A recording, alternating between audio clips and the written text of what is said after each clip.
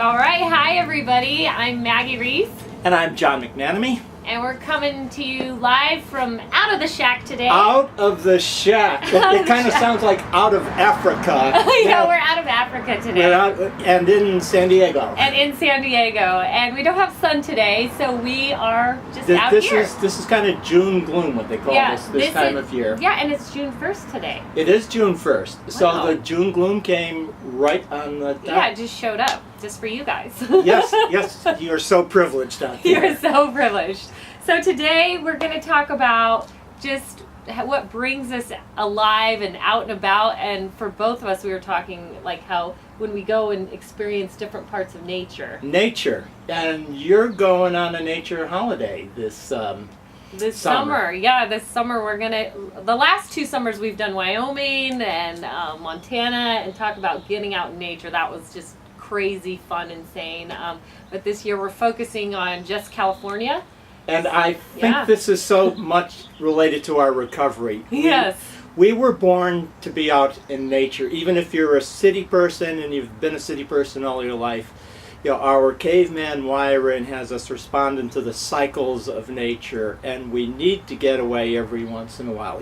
Even if you've never given it a try, I urge you to experience the splendor of nature. It does wonders for the soul. It really does. It gives me something to look forward to when we go. We go for 5-6 weeks at a time, so we're like out of control. Everyone says we're crazy, but I don't know. I like to live outside the box, and when I go on these adventures, I feel like my brain just comes alive with all the different things I'm taking in. And you get experiencing off it. You get off the grid. You get out of your routines. Yes. But even if you're just going for a day or a half a day, or even if you're just taking your dog for a walk in a nice place, good. Yeah. That's getting out in nature. Yeah, so it doesn't have to be extreme like the Maggie adventure, but it can be small, like you said. It can be an hour out of your regular environment, and it will bring you to a different place. You don't have to spend $2,000 at North Face, and getting all the polar sleeping bags and all of that.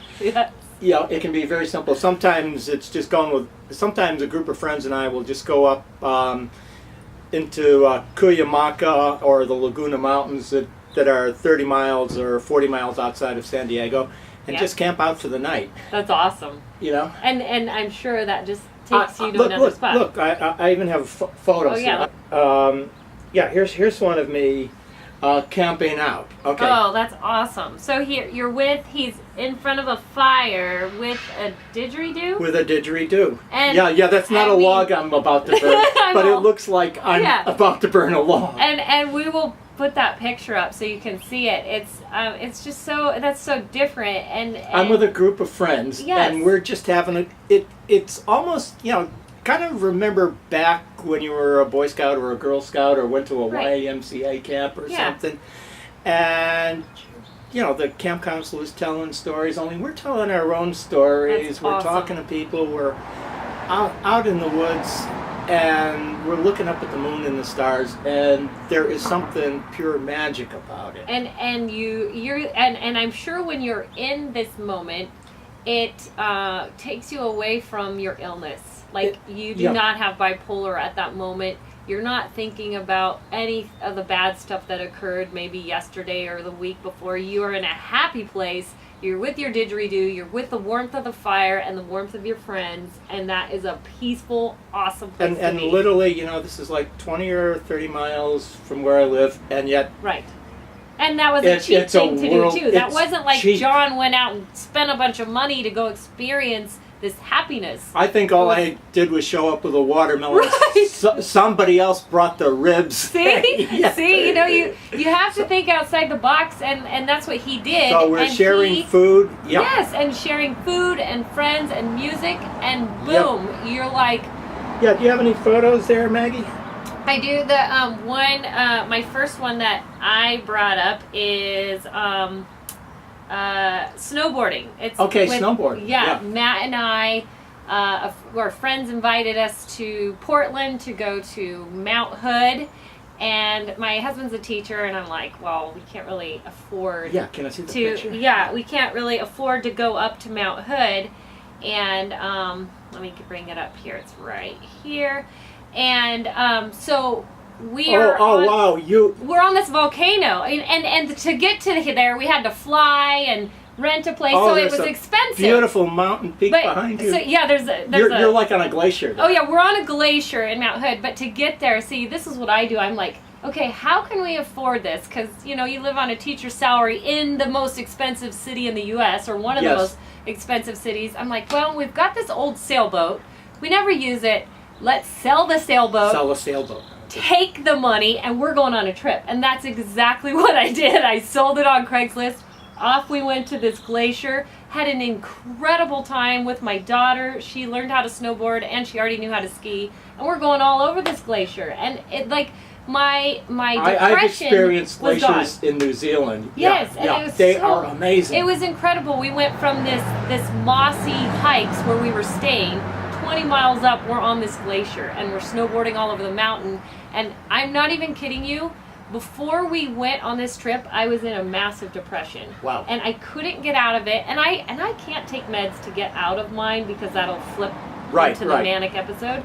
But the trip seriously jolted my system, and I came back home with, like, I'm out. I'm ready to go. It was really cool. So okay, time for me to show you a picture. Okay, Cuyamaca Park. I went there with a friend. Now, Cuyamaca, it's a state park that's about 10 miles from where I live. So I've never been there. I gotta go there. Yeah. But we don't tell you people down in the coastal San Diego area about Cuyamaca because you see, there's no people there. There's no people. So it's just my friend and I, and you can see the peaceful look on my face. I am just totally. He's in his happy place. So there's two photos I showed you where I'm not too far from home.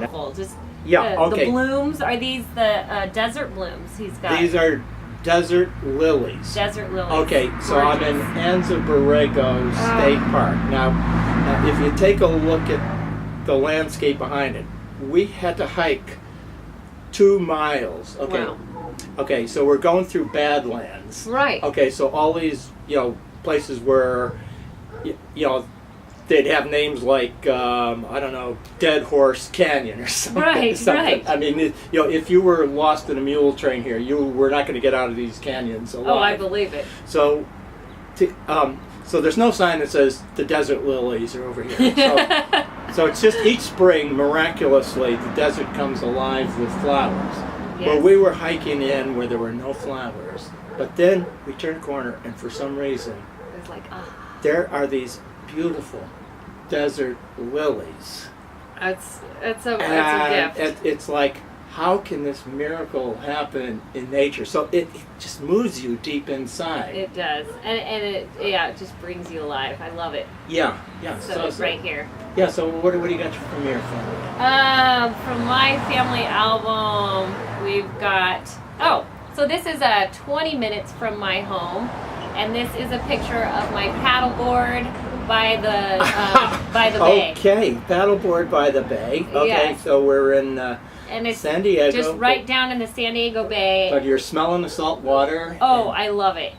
I went there last week with my sister, and we both got on our paddleboards, and we went all over the bay, and I'm just excited. I'm happy, and I'm seeing things, and I'm in the water, and you're experiencing the water the same way the seals and the dolphins are. Oh yeah, and there was seals going by us. I mean, it was awesome. You're and then you see battleships, like, I'm not even kidding, in the San Diego Bay, we have, one of the biggest navies right there, and it's going by. We've got big old Chinook helicopters going back and forth. Yeah, they got a SEAL training base. I mean, so you got the furry seals and you got the military seals. Yes, I don't know about you, but all that stuff just, like, makes me feel alive. I'm just going, this is incredible. And then you see the cityscape going right there, and it was peaceful too, because there wasn't too much activity with people anywhere. We were just out there by ourselves.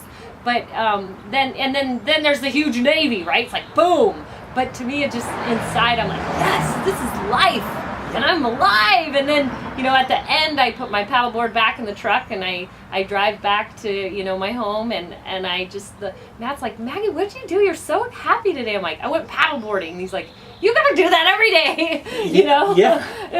So when I lived on the East Coast, nothing wrong with the East Coast, mind you, but I just kind of felt I lost my soul. And when I arrived in rural Southern California, you know, my first day waking up in rural Southern California, you know, I'm hearing birds.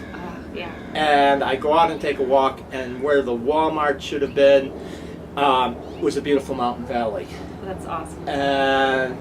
And you know, walk a mile or two down the road, and there was the entrance to a state park, and it said, "Beware of mountain lions." And I thought, wow, yes. This is with what's really real within our wiring. And as I say, our wiring is built to be around nature. Yeah, yeah, and I mean, I would say some of my most peaceful moments in the last few years are being in Montana. Yeah. And we were in this cabin off the grid, and there's no phone, there's no cell service, there's nothing but this cabin, Right. and it's off the Blackfoot River, and we went up there. Our friends own the cabin, and Yep. we got to do this fly fishing trip. Oh, And cool. we were there for, I don't know, like 10 days or so, and just not having any contact with the outside world was incredible. We got to Montana, I gotta say, I really did feel so calm.